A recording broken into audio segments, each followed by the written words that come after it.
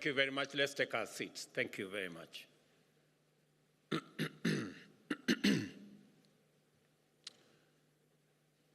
Excellencies, honorable ministers, distinguished delegates, ladies and gentlemen, good morning and welcome to Nairobi. It's called the Green City in the Sun. Welcome to Kenya, and welcome to the Africa Climate Summit. I have welcomed you to this great city on behalf of the people and government of Kenya to this meeting that is co-hosted by the Africa Union and the government of Kenya. Let me give you a bit of information that will make it easy to find your way around. Nairobi is a very interesting city. On one side, there's a full canopy forest, and on the other side, we have a wildlife national park.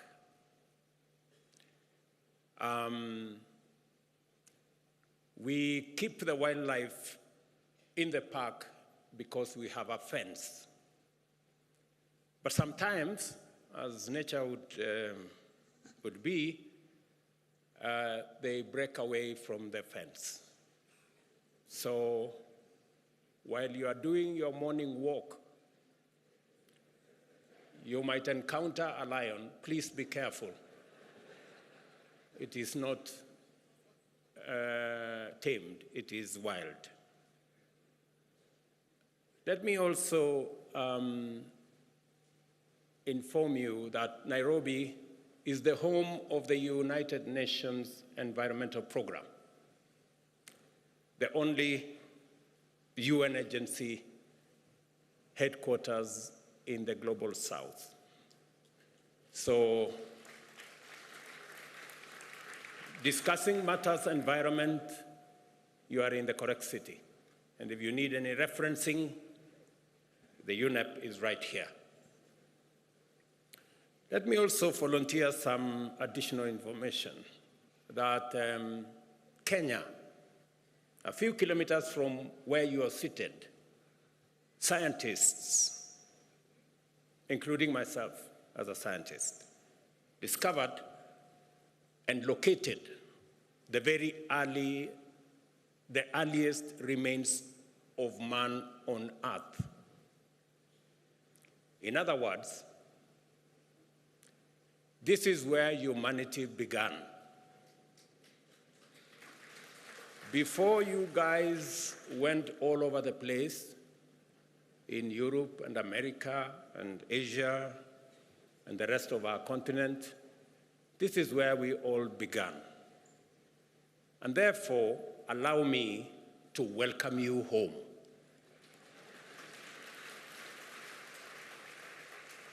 And in a few months, we are having a conversation as Kenyans. In a few months, we are seriously considering abolishing any visa requirement because it is unfair to ask anybody coming home for visa.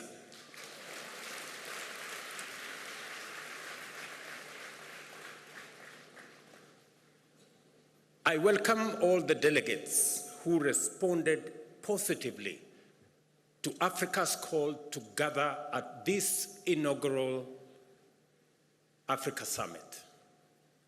In order for us to imagine, design, and then build a future of prosperity for Africa and the world. You have just stepped into, let me take that again. You have not just stepped into a conference hall. You have entered the future, a future ripe with potential driven by global partnerships committed to African prosperity, inclusive growth, and a livable planet for all of us. Clearly, Therefore, this is no ordinary summit. We are not here just to talk about Africa or climate change in the usual way, which often accentuates our divisions. You all remember the North versus South, developed versus developing, polluters versus victims, and the whole of that conversation. And even within our own government, sometimes we have conversations around economic development, so badly needed for us to achieve stable and dignified livelihoods, and is often cast as a trade-off with environmental stewardship as if they are mutually exclusive, when in actual fact, they are positively reinforcing. Let me be clear, these conversations are necessary.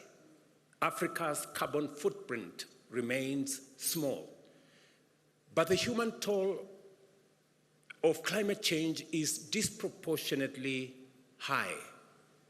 The urgency to address loss and damage and to configure appropriate financial mechanisms for resilience grows with each extreme weather event and each bout of climate-induced insecurity.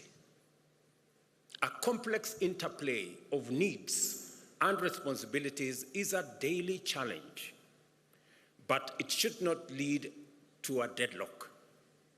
We must be alert to the fact that they can sometimes blind us to the bigger picture. Delivering prosperity and well-being for Africa's growing population without pushing the world deeper into climate disaster is not just an abstract proposition or a mere wishful thinking.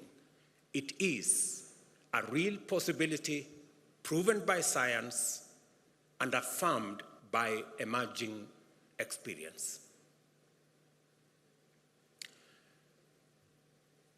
An opportunity-oriented focus on climate action is the engine for propelling Africa into a realm of stability and prosperity, elevating us to middle-income status and beyond.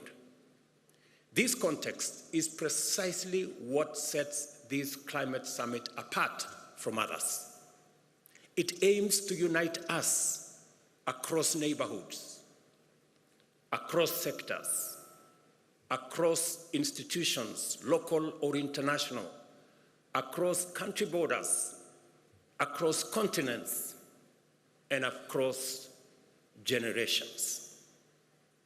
It is because we all have a shared stake in the Earth's ability to sustain life that we must envision together a future that embraces the values of equality, human security, and shared prosperity. Africa possesses all the necessary conditions to realize this future.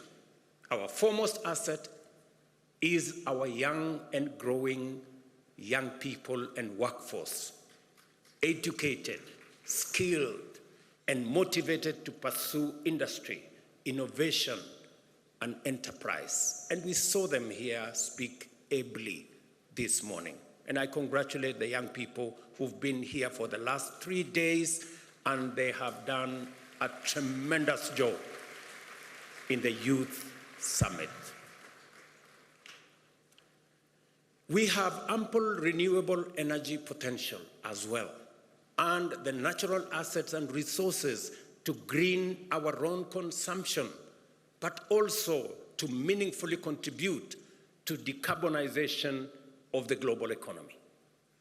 We must see in green growth not just a climate imperative, but also a fountain of multi-billion-dollar economic opportunities that Africa and the world is primed to capitalize.